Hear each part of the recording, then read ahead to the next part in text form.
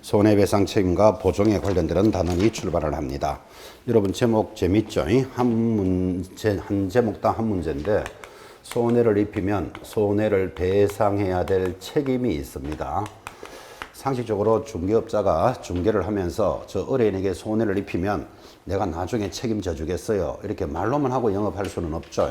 그래서 우리 법에서는 손해배상을 책임지기 위해서 업무 보정을 설정해라 라는 보정 설정의 의무가 있습니다. 자, 지금 의무 표현을 하고 있다 그랬죠.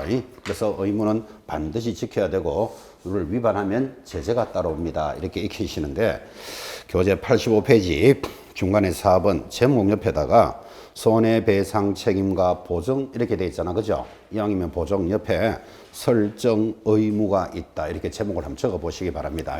여기죠. 보정 설정에 대한 의무가 있다. 그렇게 적어 놓고 제목을 익히셔야 됩니다. 자, 제목을 익히라는 뜻은 이겁니다. 손해배상 책임을 지기 위해서 재정보정인을 두어야 한다. 그러면 틀리잖아, 지금. 재정보정인을 두는 게 아니고 보정 설정의 의무가 있다. 제목이 쫙 붙어 있어야 됩니다. 자, 그러면 보정 설정의 의무가 있으니까 지금 공부하는 단원을 위반하게 되면 당연히 제재가 오겠죠. 그때 제재가 상대적 취소 사유입니다. 그래서 이 단어는 제목이 중요하니까 이 제목부터 정리를 해놓고 출발을 합니다. 자, 다시 정리하면 손해배상 책임을 지기 위해서 보정 설정의 의무가 있다. 근데 이것을 위반하면 상대적 취소 사유입니다. 상대적 취소라는 말은 영업을 취소할 수 있다. 그런 뜻이에요. 자, 그러니까 지금 현장에 있는 개공사들은 전부 무엇에 가입되어 있다? 보정이 설정되어 있겠지. 안 돼 있으면 영업이 취소되니까. 그래서 개공사들은 전부 업무 보정을 설정하고 영업을 합니다. 자, 그런데 저 의뢰인이 손해를 입었습니다. 손해를 입었다고 개공사인 제가 그 손해를 전부 다 책임지라. 그럴 수는 없겠죠. 개공사가 무슨 죄가 많아가지고 중개를 했다고 손해가 났는 것을 다 책임지지 않습니다. 그래서 책임을 지기 위해서는 성립 요건이 맞아야 돼요. 이 성립 요건이 하나, 둘, 세 가지로 구성이 되어 있으니까 제가 법조문을 읽어 드릴 테니까 한번 찾아보시기 바랍니다. 자, 65페이지 하단 1번 고의과실로 인한 손해배상 동그라미 1번 개공사가 중개 행위를 하는 경우 고의 또는 과실로 인하여 고의과실에 길게 동그라미 합니다. 고의과실로 인하여 거래 당사자에게 재산상 손해를 발생하면 재산상 손해의 밑줄 그 손해를 배상할 책임이 있다. 30조 1항 이렇게 됐습니다. 바로 밑에 2번 고용인의 업무상 고의과실로 인하여 역시 손해가 발생한 경우에는 개공사는 무과실 책임을 지며 의뢰받은 개공사의 보증기관에 손해배상을 청구할 수 있다. 이렇게 연결했고 동그라미 3번 중개행위가 아니거나 재산상 손해가 아니면 손해배상 책임을 물을 수 없다까지 읽었습니다. 하나만 더 읽읍시다. 큰 2번 중개사무소 장소 제공의 손해배상하여 개공사는 중개사무소를 다른 사람의 중개 장소로 제공함으로써 이랬죠. 그죠? 장소로 제공의 동그라미 장소로 제공함으로써 당사자에게 역시 밑줄 긋습니다. 재산상 손해를 발생하면 밑줄 긋고 그 손해를 배상할 책임이 있다 이랬습니다. 자, 제가 법조문하고 관련된 내용을 읽어드렸는데 여러분들은 이렇게 찾으셔야 됩니다. 자, 손해배상을 책임지기 위해서는 성립 요건이 맞아야 한다. 무슨 개공사가 모든 손해를 책임질 수는 없다 그랬잖아요. 그죠? 그래서 책임을 지기 위해서 지금 읽었는 게 원인된 행위가 있고 원인에 따라서 결과가 발생하는데 이런 원인과 결과를 인과관계라 그럽니다. 인과관계가 성립을 해야만 책임지겠다. 이게 성립 조건인데 자, 지금 쭉 읽어보니까 원인이 뭐래요? 고의 또는 과실로 인하여 그랬잖아. 그죠? 원인은 그죠? 고의 과실로 인하여 그랬습니다. 두 번째 원인이 장소를 제공하는 것으로서 그랬습니다. 장소를 제공하는 원인으로 인하여 그 말이에요. 무슨 결과가 발생하면 재산상 손해가 발생하면 책임지는데 이런 원인과 결과를 인과관계가 성립을 해야 되겠다. 지금 이렇게 제시를 해준 겁니다. 교재 읽어드렸고 제가 그것을 정리해서 적었는데 또 설명합니다. 자, 원인이 고의 또는 과실로 인하여 그랬으니까 고의가 뭘까요? 고의는 내가 이렇게 중개를 하면 저 사람 손해입을까요를 알고 하는 것을 고의적이라 그럽니다. 예를 들면 내년에 길도 확실히 안 나는데 야, 이 땅 내년에 길 나면 대박이다. 비싼 값에 사라 해서 계약이 체결이 되었는데 길이 안 났어요. 그러면 이 사람 손해를 입을 수 있겠죠. 그죠? 결과를 알고 하는 것을 고의적이라 그럽니다. 고의적으로 재산상 손해를 입혔다. 책임져야 된다, 안 져야 된다. 줘야지 인과가 성립됐잖아, 지금. 그죠? 지금 그 이야기를 하고 있는 겁니다. 그런데 과실도 원인으로 봅니다. 그럼 또 과실은 뭔데 하니까 내가 이렇게 중개를 하다 보면 저 사람이 손해 입을 줄 모르고 한 거에 과실이에요. 자, 과실로 인하여 재산상 손해를 입었다. 책임져야 된다, 안 져야 된다. 줘야 되잖아. 인과가 성립됐잖아, 지금. 그죠? 여기서 조심할 게 과실인데 아니, 그래, 모르고 한 것도 책임져야 된다. 이렇게 돼 있으니까 만약에 이거를 과실을 빼버리고 고의적인 것만 책임지라. 법이 이렇게 돼 있다면 개공사가 손해를 입혀놓고는 전부 다 뭐라고 이야기한다? 나 그럴 줄 몰랐다. 이래가지고는 해결되지 않는다고 고의 과실을 원인으로 딱 잡았습니다. 그리고 원래 시험에도 돌았지만 그럼 모르고 한 것도 책임을 지라는데 어디까지 모르고 했는 걸 책임져야 되느냐라는 문제가 생길 수 있다고. 그래서 우리 판례는 이 과실을 추상적 경과실을 포함한다. 이렇게 이야기합니다. 이거 하나 체크해 놓습니다. 추상적 경과실을 포함한다. 추상, 이 말은 눈에 보이지 않는 이게 추상이에요. 경과실은 아주 가벼운 과실을 경과실이라고 그럽니다. 여러분들은 앞으로 민법을 수업하시면서 계속 듣습니다. 추상의 반대말이 구체적입니다. 구체적 과실, 추상적 과실, 가벼운 걸 경과실, 무거운 걸 중과실 이렇게 배울 건데 과실도 모두 몇 종류가 있다? 4종류가 있는데 그 중에서 무엇을 포함한다? 추상적 경과실을 포함한다. 이 말은 눈에 보이지 않는 작은 과실도 책임져야 된다. 그러니까 책임의 범위를 높게 묻고 있다, 낮게 묻고 있다. 높게 묻는 거예요. 눈에 보이지 않는 작은 과실도 포함한다. 그죠? 구체적이거나 중대한 과실은 당연히 책임져야 되고, 그죠? 추상적 경과실을 포함한다. 아주 이건 의미 있는 판례니까 하나 이렇게 들어 놓으셔야 돼요. 자, 다시 고의과실이라는 원인에 따라서 재산상 손해가 발생하면 책임을 지는데 이번에는 장소를 제공하는 것을 원인으로 하겠다. 이랬습니다. 이게 현장에서 많이 일어납니다. 여러분 이런 사람이 있습니다. 무등록업자, 그러니까 등록도 안 하고 영업하는 자가 있는데 옛날 같으면 무허가업자예요. 그럼 이 사람이 원래부터 무등록업자가 아니고 정상적인 개공사였는데 뭔가 위반을 하면 등록이 취소되는 수도 있겠죠. 그죠? 근데 이런 위반하는 사람이 원래 일은 더 잘하는 사람입니다. 능력 있는 사람입니다. 그래서 원래는 무등록업자가 아니었는데 등록이 취소돼 버렸어. 취소되면 일 안 해야 되잖아. 그죠? 근데 이런 사람이 일은 더 잘한다니까요. 그래서 큰 계약을 하나 성립을 시켰어요. 근데 자기는 중개사무소가 있다 없다? 없으니까 내 친구, 잘 아는 친구한테 가서 야, 이런 계약이 하나 성립이 되었는데 네가 계약서를 작성해 주면 수수료가 1,000만 원이 나온다. 그럼 너하고 나하고 반반 500만 원씩 나누자. 이렇게 의뢰하는 수가 많아요. 현장에 지금 나가보면. 그러면 여러분 같으면 계약서 하나 작성해 주면 그러니까 사무소 장소로 제공해 주는 거잖아. 그죠? 해주고 만약에 500만 원 좀 준다면 여러분은 제공한다 안 한다? 500만 원 좀 약하구나. 5천만 원 준다. 장소 제공해 준다 안 해준다? 5천만 원 하루 종일 컨텐츠고 하루 종일 있으세요. 이래도 돼요. 1년에 5천 벌동 말동인데 그죠? 지금 무슨 이야기를 하고 있죠? 그럼 많이 주면 빌려주고 작게 주면 안 빌려주느냐 이런 개념은 아니잖아. 그죠? 이렇게 장소를 제공하는 수가 있다니까요. 장소를 제공하는 것은 위반이 아니에요. 장소를 제공하여 그 계약이 손해가 발생하면 장소를 제공하여 재산상 손해가 발생하면 인과가 성립하잖아. 그죠? 자기가 책임을 져야 돼. 그래서 이런 좀 조심하셔야 될 거. 자기 사무소를 장소로 제공하여서는 아니 된다 하면 X입니다. 그런 법은 없다니까요. 장소를 제공해도 된다니까. 했는데 재산상 손해가 발생하면 자기가 책임져야 돼. 그죠? 왜? 무등록업자는 계약하고 갔을 거 아니라 가고 없는데 그 사람한테 손해를 물을 수는 없는 거잖아. 그죠? 그래서 법에 뭐라고 만들어놨다? 장소를 제공한 자를 원인으로 하겠다. 이렇게 딱 해놨다고. 그래서 인과가 성립되면 책임지는 거예요. 그래서 원인이라는 개념을 잘 한번 봐봐요. 이 고의과실은 어쨌든 간에 개공사가 자기가 중개를 한 거잖아. 알고 했거나 모르고 했거나. 손해가 발생하면 책임지는데 장소를 제공했다는 말은 자기가 중개한 건 아니잖아. 장소만 제공했지. 그래서 이것을 무과실 책임이다. 이렇게 말한다고요. 중개로 인한 손해는 아니지만 이렇게 책임을 지도록 해줘야 그 손해가 발생하면 물을 거 아니야. 누구한테는가. 그죠?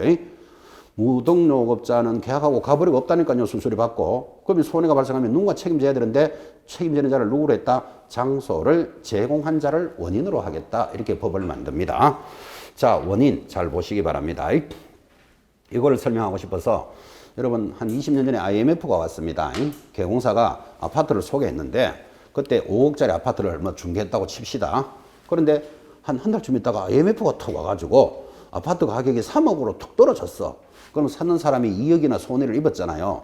그런 재산상 손해 개공사 책임져야 된다? 안 져도 된다? 뭐 그런 책임을 지겠어요? IMF로 인한 재산상 손해라는 말이 법에 없잖아. 그죠?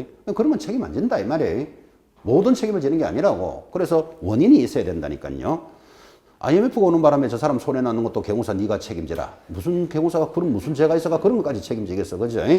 고의, 과실 또는 장소의 제공이라는 원인을 잘 생각하라고요. 그 다음 결과는 무슨 결과? 재산상 손해라 그랬잖아. 그죠? 재산상 손해다. 이 말은 정신적인 손해는 책임지지 않는 거예요. 그래서 결과도 잘 보셔야 돼요. 아까 2억이라는 재산상 손해가 발생해야 되지 정신적 손해는 책임지지 않습니다. 이런 정신적인 손해를 우리는 일명 위자료다 이럽니다. 위자료 이런 말 들어보셨죠? 그 위자료는 어떤 손실이 발생했는 게 아니고 정신적인 손해를 위자료로 하는데 정신적 손해까지 만약에 책임지라 라고 법에 되어 있다면 기가 막힌 현상이 벌어집니다. 제가 개공사입니다. 아파트를 사고 팔고 중개를 했는데 샀는 사람이 이사를 돌아서 일주일 만에 개공사를 찾아옵니다. 당신이 뭐 같은 아파트를 중개해 주는 바람에 날이면 날마다 잘 들어오던 신랑이 안 들어오기 시작했다. 당신 책임지시오. 그런 거 개공사 책임질 수 있다 없다. 그런 것까지 어떻게 책임지겠어? 신랑 안 들어오는 까지도 내가 책임져야 되나 그죠? 그건 그렇고 잘 들어오던 신랑이 왜 안 들어올까요? 잘 들어오던 신랑이 왜 안 들어올까요? 뭐 어떤 분은 뭐 바빴어 뭐 이런 말 하는데 바쁘기는 뭘 바빠요. 치매기가 있어가지고 동호수를 못 찾고 있는 거라 지금 그죠? 그런 것도 개공사 책임져라. 그럴 수는 없잖아 그죠? 그런 것들을 우리는 정신적인 손해라고 합니다. 아 재산상 손해하는 개념을 좀 잘 들어보시기 바랍니다. 모든 과목에서 이런 모든 과목이라는 것은 공법, 뭐 세법, 지적법, 등기법 모든 과목에서 손해배상이라는 게 나옵니다. 그 손해배상은 전부 물질적 손해 하나지 정신적인 손해 책임지지 않습니다. 그리고 그 손해도 자기로 인한 중개 행위여야 되지 타인으로 인한 행위는 아닙니다. 지적법에 가보면 그죠? 청량이라는 파트를 공부하게 됩니다. 자, 여러분 어떤 토지를 청량하려면 남의 땅에 들어가는 수가 있겠죠. 그러면 남의 땅에 들어가다 보니까 호박이나 수박 하나 밟을 수도 있는 거잖아요. 그럼 호박을 밟으면 손해가 발생되잖아요. 그죠? 그래서 이런 손해배상 책임을 질 때도 자기가 직접 행위로 인한 손해여야 되지 타인의 행위로 책임지지 않습니다. 예를 들면 재산상 손해라도 직접적으로 자기가 해야 돼. 매수자가 그죠? 한 달 만에 집을 소개해줬는데 한 달 만에 개공사를 찾아오더니만 뭐라고 이야기하는가 하면 당신이 뭐 같은 아파트를 중개하는 바람에 그죠? 날이면 날마다 잘 나가던 파출부 일자리가 떨어졌다. 그 파출부 일자리 떨어지면 한 200만 원 손해 나잖아, 그죠? 그거 당신 책임지시오. 개공사가 뭐 그런 것까지 책임져야 되겠어, 그죠? 자기가 재산상 손해는 입었지만 자기의 행위로 인한 손해여야 돼요. 무슨 느낌 맞죠, 그죠? 이게 모든 과목에서 요구합니다. 그래서 내용은 단조롭게 적었지만 개념을 딱 익혀 놓으셔야 돼요. 자, 개공사가 책임지는 원인이 있다니까요. 원인이 뭐라고요? 고의, 과실, 또는 장소를 제공하는 원인으로 인하여 무슨 손해? 재산상 손해. 요거를 괄호 열고 물질적 손해까지는 책임질 수 있겠죠. 물질적 손해가 발생하는데 그때는 인과가 성립이 돼야 돼. 원인과 결과가 성립이 될 때만 책임을 지겠다. 이를 성립 요건이라 합니다. 이렇게 다 듣고도 그죠? 마지막 어렵게 걸립니다. 정신적인 손해도 손님, 의뢰인들은 청구할 수는 있다. 청구가 가능하다. 시험에 이렇게 나옵니다. O, X. O입니다. O. 대답하면 틀리죠. 이제 조심하셔야 돼요. 청구할 수는 있다고. 왜 그러냐면 여러분이 만약에 저 개공사 때문에 내가 심각하게 정신적인 충격을 받았다. 그럼 어떻게 하죠? 개인적으로 민사소송 해보는 거예요. 청구할 수는 있다고. 그걸 이기고 지고는 그 재판에서 이야기하기로 하고 조심하셔야 돼요. 정신적인 손해도 청구할 수는 있다. 그 대신에 업무 보정으로는 물어주는 거 아니라고. 업무 보정으로는 재산상 손해에 한합니다. 이런 말들이 이제 만만치 않습니다, 사실은. 그래서 이제 이런 이론을 쭉 듣고 나면 또 틀리는 연습도 좀 해보셔야 돼. 그래야지 이제 시험을 치러 가도록 훈련합니다. 이거를 내공을 쌓는다. 이렇게 이야기하는 거예요. 자, 다시. 업무 보정으로서는 무슨 손해에 한한다? 재산상 손해에 한한다. 그런데 의뢰인은 정신적인 손해도 청구할 수는 있다. 그죠? 개인적으로 민사소송하는 거지 뭐. 이기고 지고는 나중에 문제고. 이런 개념도 한번 천천히 익혀보시기 바랍니다. 자, 그러면 이제 성립 요건을 알았습니까? 그럼 알았으면 이제 책임을 지기 위해서 보정을 설정하라 그랬잖아. 그죠? 그럼 보정 설정하는 방법이 뭐냐? 이제 이런 문제가 생기겠죠. 그래서 한 장 넘기시면 교재 66페이지 제일 하단 2번에 1번 보정의 종류 방법이 나타났죠. 자, 동그라미 한번 하십시오. 1. 보정보험 동그라미 66페이지 하단입니다. 2번 공제 동그라미 3번 공탁할 수 있다. 그 방법은 세 가지를 제시해 줬습니다. 자, 첫째 뭐라고요? 보정보험에 가입할 수 있고, 두 번째는요, 공제에 가입할 수 있고 공탁할 수도 있다. 이거 중에서 하나만 가입합니다. 또 어설픈 학생은 이거 세 가지 다 가입하는가 하면 틀려요. 세 개 중에 하나를 가입하는 게 방법이에요. 자, 보정보험이라는 말은 무슨 말이죠? 보정보험이라는 것은 지금 우리나라에 서울 보정보험 회사가 하나 있습니다. 거기 가서 가입하는 게 보정보험이에요. 삼성화재, 동부화재 이런 데서는 보정보험 취급 안 합니다. 서울 보정보험 회사라는 데가 있어요. 거기 가서 가입을 해요. 공제는 중개협회가 공제 사업을 해요.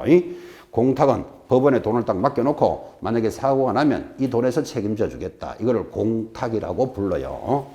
자, 방법은 세 가지. 근데 이 방법은 세 가지인데 여러분한테 도움되기 위해서 지금 개공사들은 다 보정 설정되어 있다 그랬잖아. 그죠? 어느 것을 제일 많이 가입할까요? 세 가지 방법 중에 어느 걸 제일 많이 가입할까요? 잘 몰라요. 조사를 안 해봐서. 그런데 보정보험에 가입한 사람은 한 5%좀 될 거예요. 제 생각인데 그냥. 그 다음 95%는 공제에 가입해요. 왜 공제 가입하냐면 중개협회가 공제 사업을 하는데 어차피 여러분들은 중개협회 회원이 될 거예요. 그럼 내가 하고 있는 곳에 가입하는 게 편하잖아. 그죠? 그리고 1억이라는 돈을 보정받기 위해서 보정보험은 한 23만 원쯤 될 거예요. 정확한 거 아닙니다. 그럼 공제는 한 25만 원쯤 되면 공제가 한 2만 원 더 비싸요. 그래도 보정보험을 많이 가입해요. 왜 그러면 내가 가입한 협회에서 가입하면 협회가 뭐 자료라든지 여러 가지 정보를 많이 제공해줘요. 편의 시설이 많다 이 말이에요. 그래서 한 1, 2만 원 더 비싸도 대체적으로 개공사들은 공제에 95%좀 가입할 겁니다. 그 다음 돈 1억이라는 돈을 법원에 떡 맡겨놓고 영업할 사람은 거의 없다고 봐야 안 되겠어요. 그래서 공탁은 조사를 안 해봤지만 제로일 거예요. 제로. 제 생각인데. 그죠? 그래서 여러분들은 방법이 세 가지가 있다. 이걸 의식하시라고요. 금액이 더 중요합니다. 이 금액은 지금 10년째 지금 변동이 없기 때문에 여러분 시험 치는 과정에서 언제든지 변동이 되면 이건 100% 시험에 냅니다. 시험도 굉장히 잘 나옵니다. 금액 제일 밑에 보니까 법인은 얼마 가입해야 될까요? 2억 이상 밑줄 껐습니다. 분사무소마다 1억 이상. 법인이 아닌 개공사, 즉 공인중개사나 부칙육조는 얼마? 1억 이상. 지역농협은 1,000만 원 이상을 가입합니다. 이 정도 금액은 익혀놓으셔야 돼요. 지금 이 손해배상 책임에 대해서 묻고자 하는 문제도 얼마나 많겠어요. 단원이 중요하기 때문에. 근데 이 단원에서 문제가 그래도 제일 많이 나온 게 금액이에요. 금액. 그죠? 금액은 기억해 놓으셔야 됩니다. 책 보지 말고 대답하시기 바랍니다. 산수 문제도 나옵니다. 산수 문제가 뭔가 하면 법인이 하나 있는데 분사무소 지점을 3개 갖추고 있다면 얼마 가입해야 될까요? 이것도 시험에 나옵니다. 답이 얼마?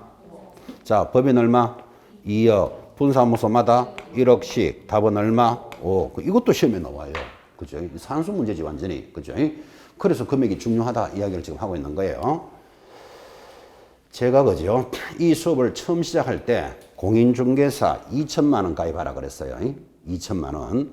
근데 세월이 좀 흘러서 이제 공인중개사는 5천만 원 가입하고 법인은 1억 가입하다가 다시 공인중개사는 지금 얼마? 1억. 법인은 2억으로 바뀐 지가 한 15년 됐어요. 지금.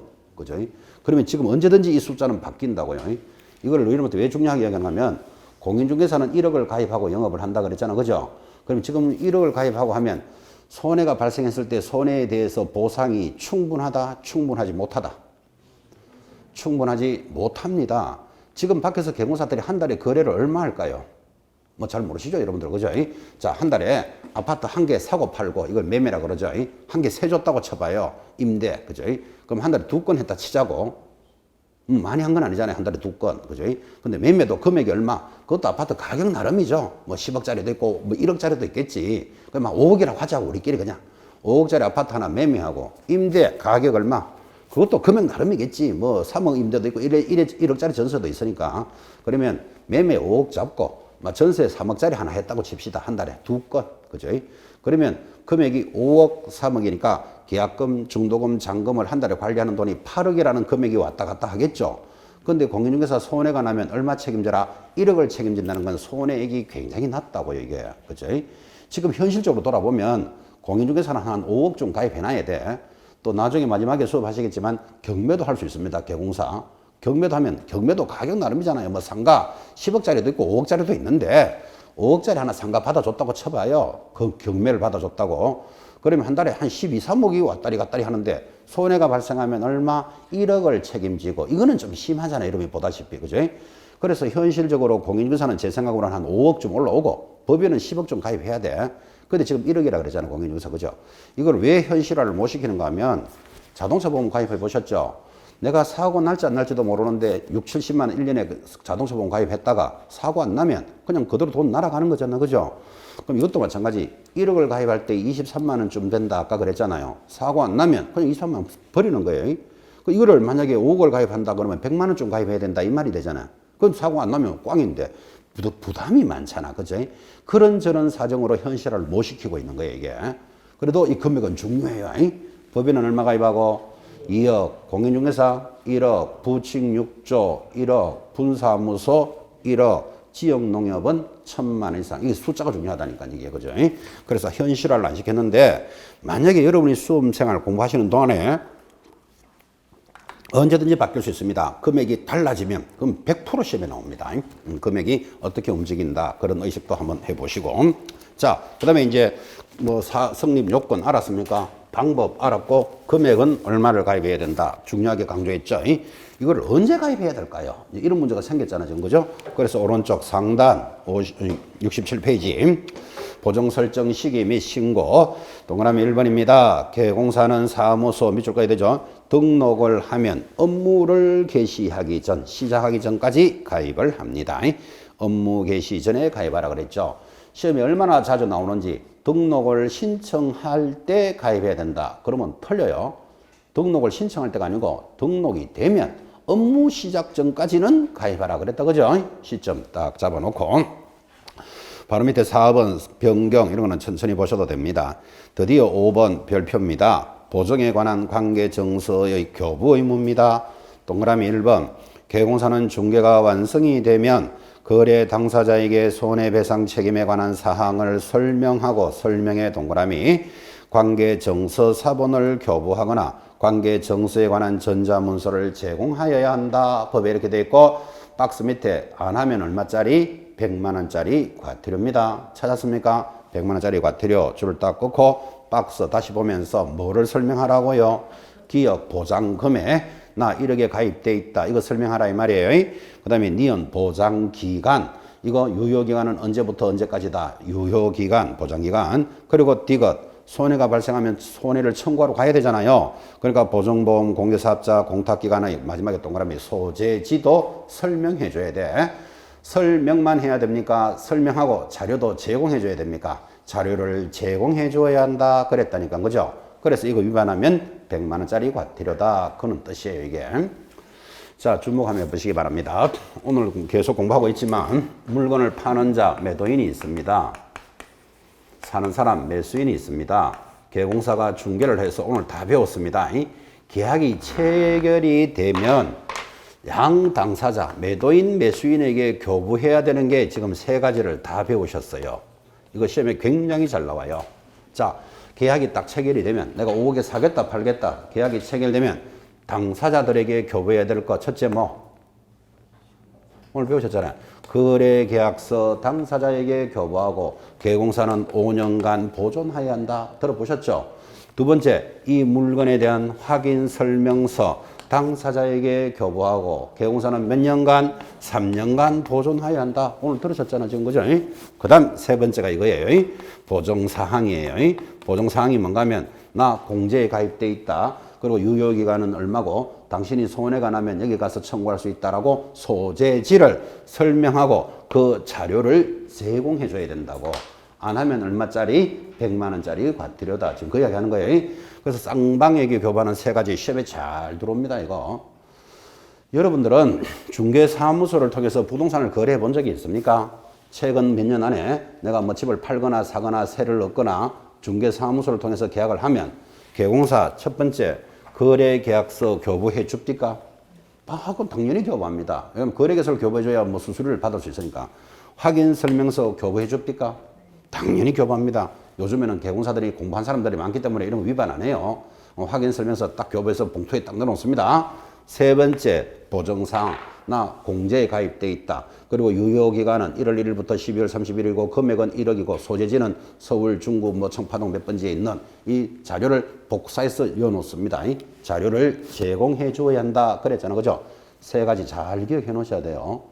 제가 이 수업할 때마다 이제 오늘은 뭐 이렇게 입문 과정에서 그렇지만 본 수업을 할 때 앞에 분에게 중개사무소 통해서 거래해 보셨나요? 해봤다. 수수료 지급했나요? 수수료도 지급했겠지. 그러면 뭐 지급해 줍니까? 제가 이렇게 물으니까 대체적으로 우리 수험생들은 거래 계약서 정도만 겨우 대답해요. 이런 거 대답 못하는 학생이 굉장히 많았어요. 여러분 지금이라도 만약에 개공사를 통해서 거래해 본 적 있으면 집에 가서 봉투 한번 열어봐요. 세 가지가 들어와 있는지. 안 들어오면 업무 정지 받아요. 근데 세 번째를 안 하면 뭐 받아요? 100만 원 과태료예요. 이런 개념도 현실적인 문제니까 잘 이렇게 의식을 해보라고 지금 이야기하는 거예요.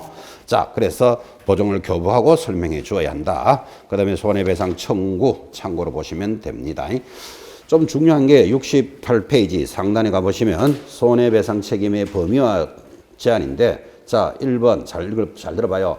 보정기관은 보정 설정 한도 내에서만 책임을 진다. 맞습니까? 자, 공인중개사가 얼마 가입되어 있다? 1억 가입되어 있으면 1억 범위 내에서만 책임집니다. 그죠? 1억에 가입되어 있으니까.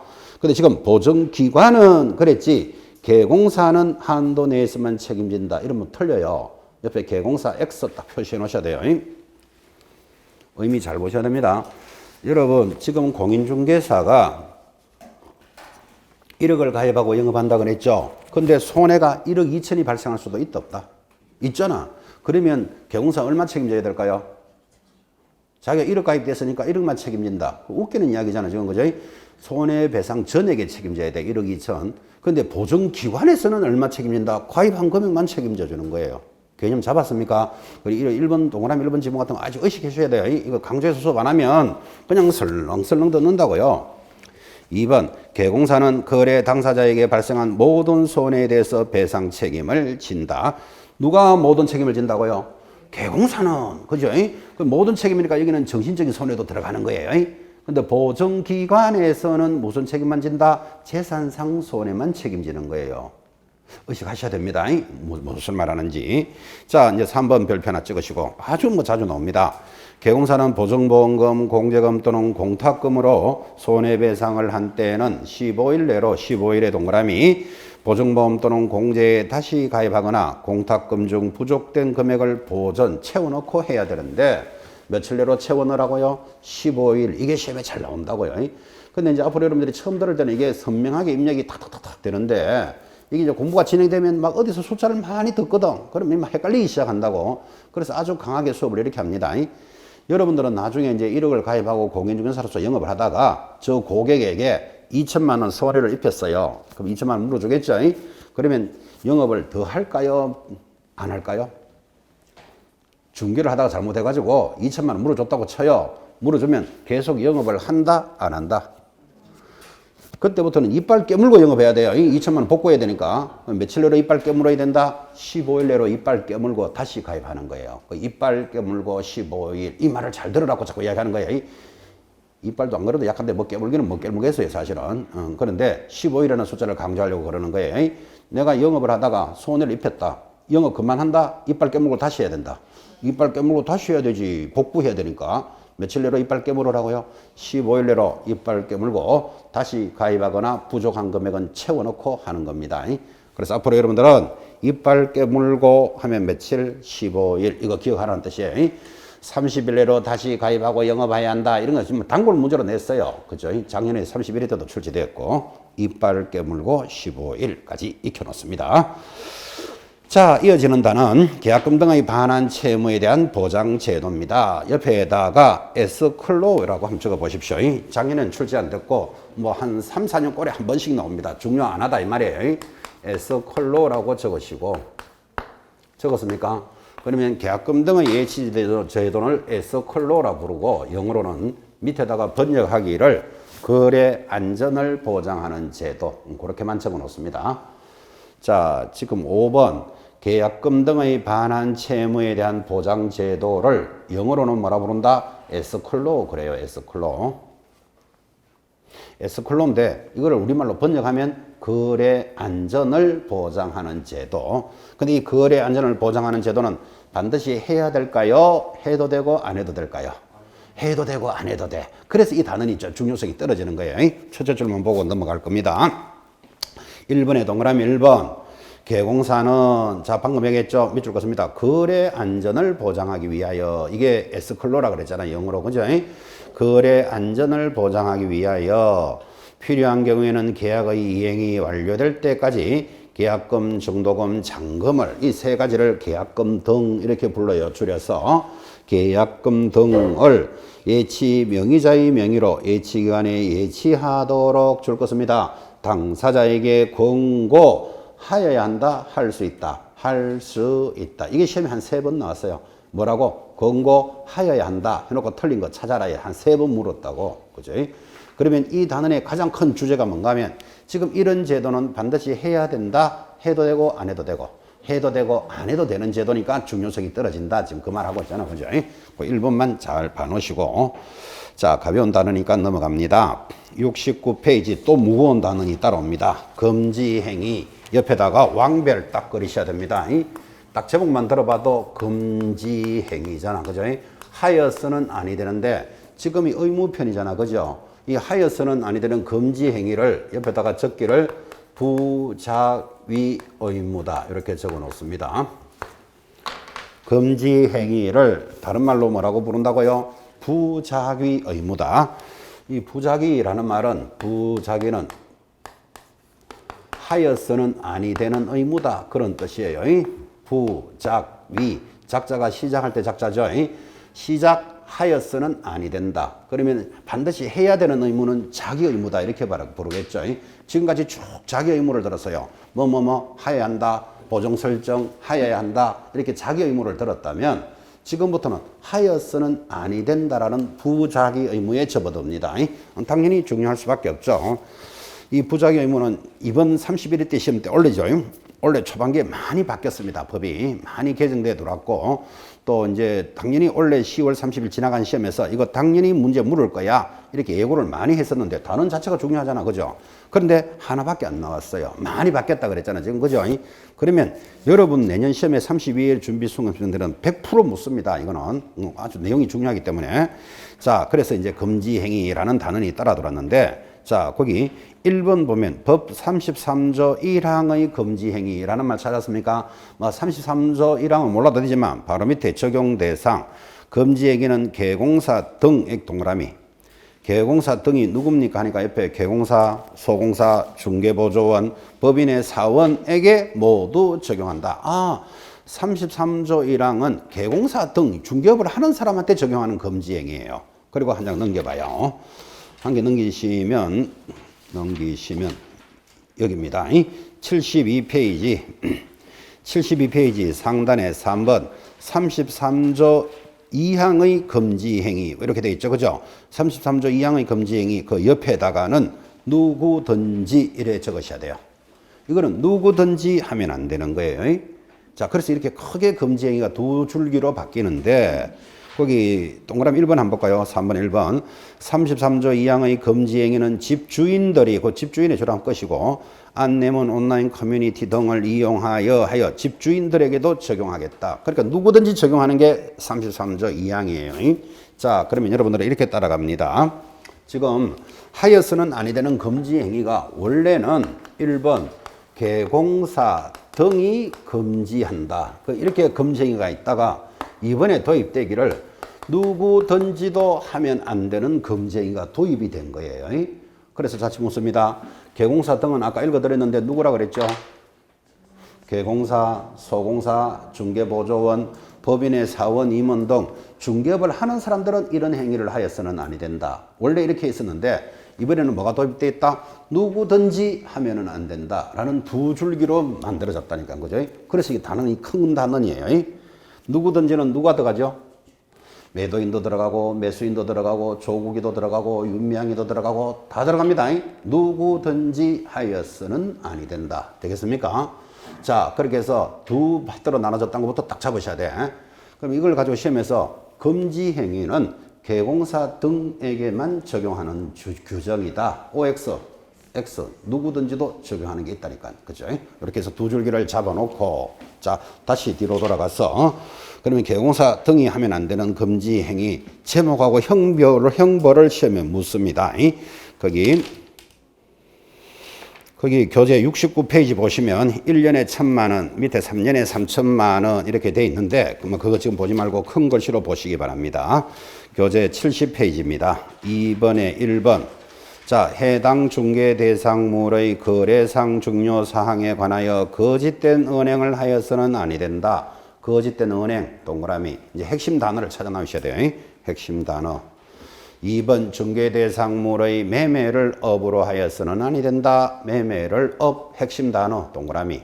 아, 그리고 그 1번에 거짓된 은행에 동그라미 하셨죠? 하면서 자꾸 눈으로 맞추셔야 되는데 거짓된 은행을 하면 1년 징역 1,000만 원 벌금이에요. 그거를 여러분들 1년 징역 1,000만 원 벌금이 하면 복잡하니까 1년에 1,000만 원 이렇게 표시해놔요.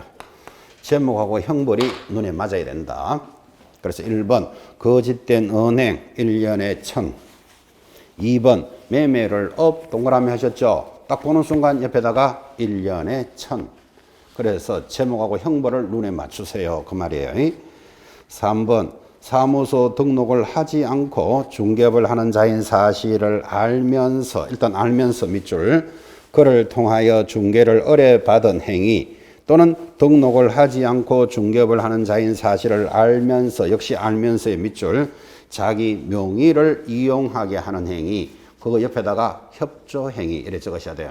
이런 것들을 알면서 하는 것을 협조하는 행위, 협조행위라고 적어놓고 1년에 1,000만 원. 협조행위 1년에 1,000입니다. 4번 내려갑니다. 사례 정려 그 밖의 어떠한 명목으로도 보수나 실비를 초과하여 금품을 받는 행위를 금지합니다. 초과하여 금품의 동그라미. 금품에 동그라미 놓고 옆에다가 역시 1년에 1,000만 원. 수수료 초과해서 받으면 1년 징역 1,000만 원 벌금입니다. 오른쪽 갑니다. 5번 관계법령에서 양도알선 등이 금지된 부동산의 분양, 임대 등과 관련 있는 정서 등의 매매교환, 정서 동그라미 놓고 이제 정서만 보면 형벌이 꽁충 띕니다. 뭐라고? 3년 징역 3,000만 원 이렇게 적어 놓습니다. 뭐 3,000만 원 벌금 이렇게까지 안 적으셔도 돼요. 시험 때까지 마르고 딸도록 보게 되니까. 자, 정서만 탁 나오면 뭐라고요? 3년 징역 3,000만 원 벌금이에요. 6번 의뢰인과 직접 거래를 하거나 직접 거래 동그라미, 쌍방을 대리하면 쌍방 대리 동그라미, 옆에다가 3년에 3,000만 원. 제목하고 형벌을 기억하셔야 됩니다. 쭉 내려가면 7번 탈세 등 관계법령을 위반할 목적으로 소유권 보존 등기 또는 이전 등기를 하지 않은 부동산의 매매를 중개하는 등 부동산 투기를 조장하는 행위를 하면 안 돼요. 투기 동그라미, 투기 동그라미 놓고 옆에다가 3년에 3,000만 원. 제일 밑에 8번입니다. 관계법령의 규정에서 전매 등 권리의 변동이 제한된 부동산의 매매를 조장하는 등 역시 투기를 조장하면 공통단어가 투기잖아요.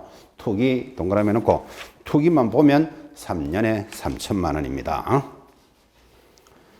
자, 기왕이면 넘어가서 9번, 10번은 별표로 다시 별표와 별표 안에 넣습니다. 작년에 도입되고 시험에 안 나왔습니다. 원래는 무조건 여러분한테 물어야 된다.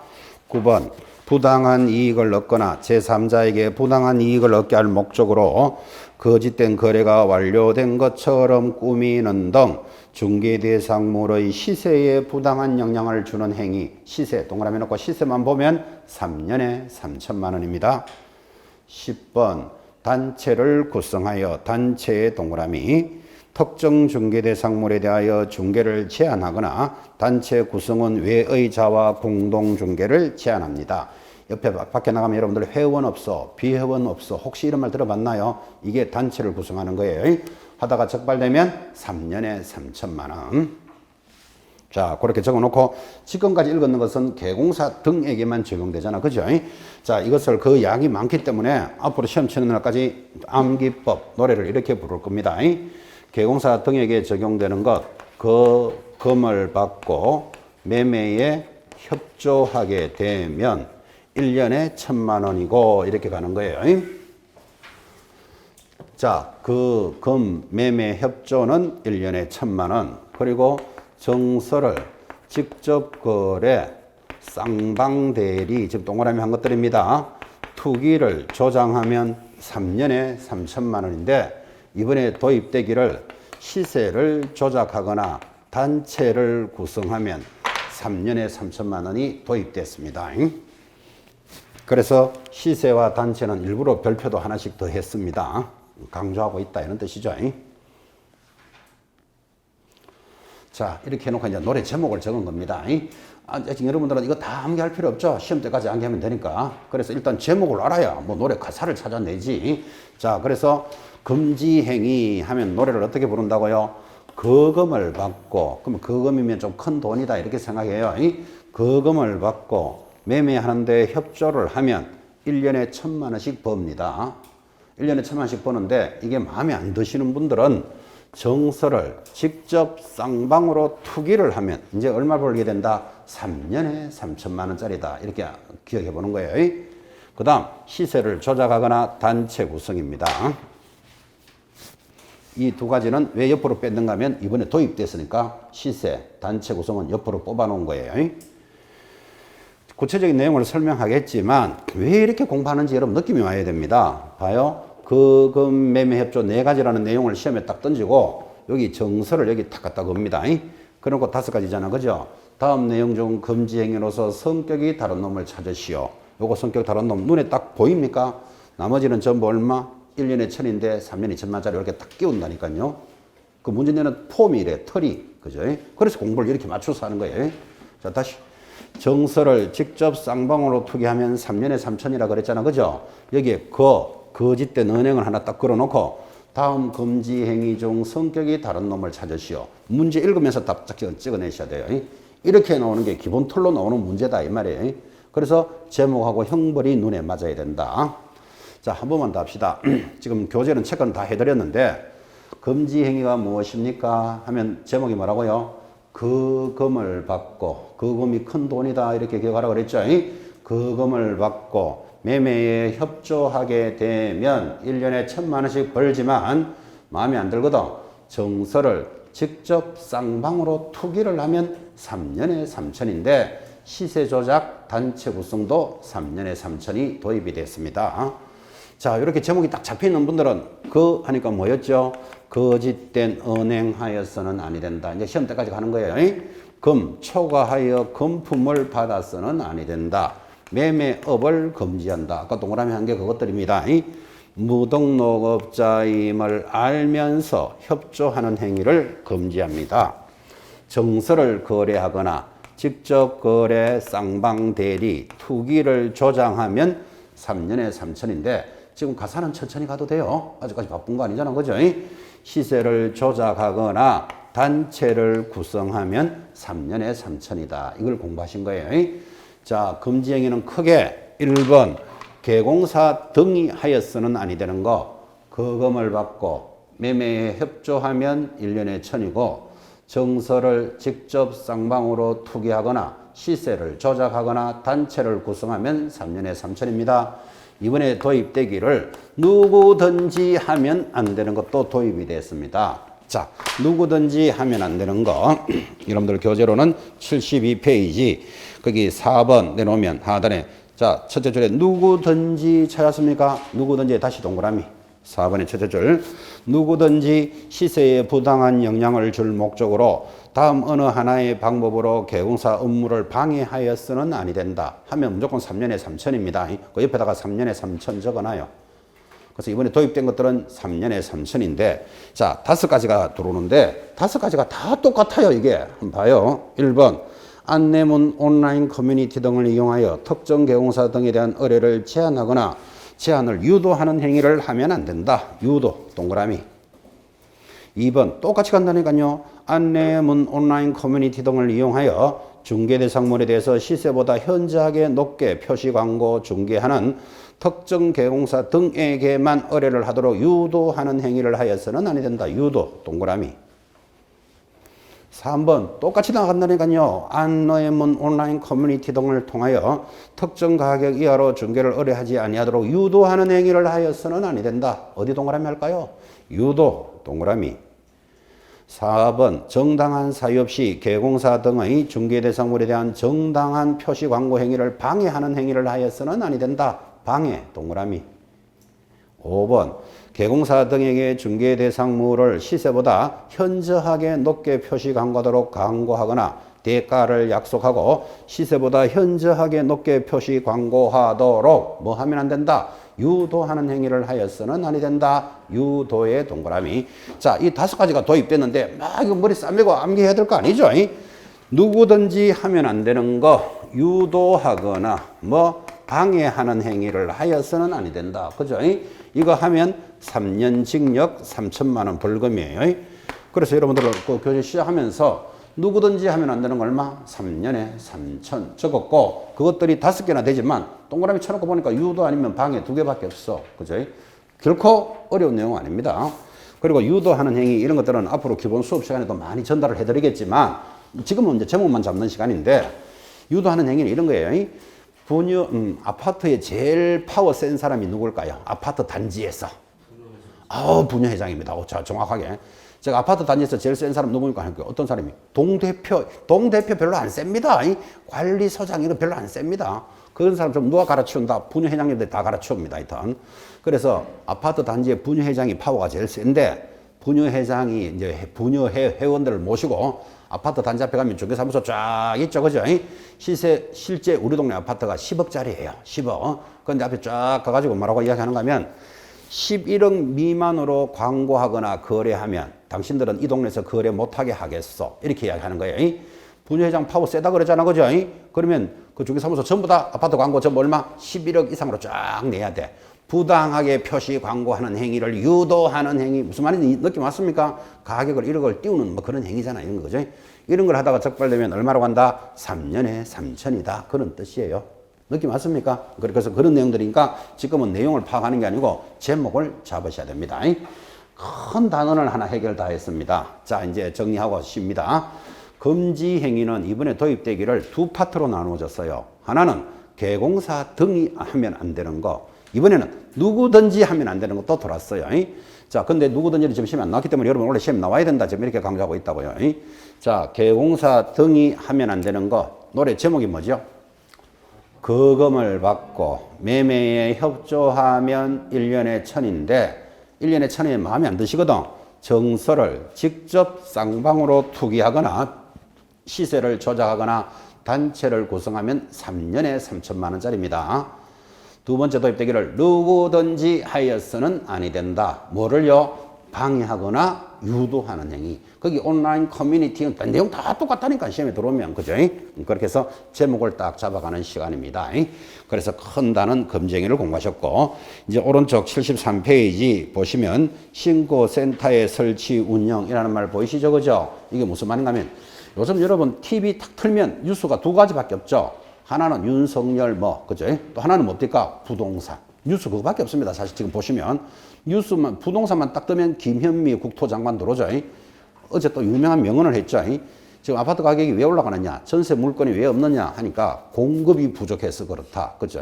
뭐 5년 전 정책들이 그냥 전 정부가 잘못했다 이 말이에요. 지금 전 정부가 잘못을 해가지고 5년 전에 잘못을 해가지고 지금 결과가 그런데 이 아파트를 빵 같으면 빵은 밤새도록 만들어라도 내지만 아파트에서 밤새도록 못 만들어내고 있다. 뭐 이제 이런 뉴스가 막 뜹니다. 어쨌든 간에 지금 현재 우리나라의 뉴스 탁 펴면 두 가지밖에 없어요. 추미숙인가 추미향인가 추 뭐 하나이고 그 다음에 하나 뭐 부동산 두 개밖에 없어요.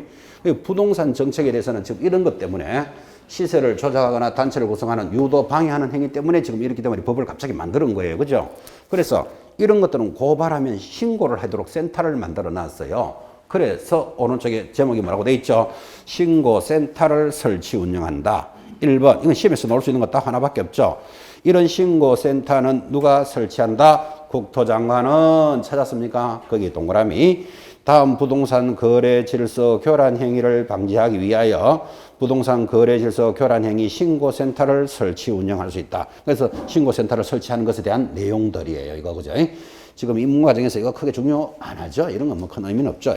설치센터가 있고 국토장관이 운영한다. 그 정도는 들으셔야 됩니다.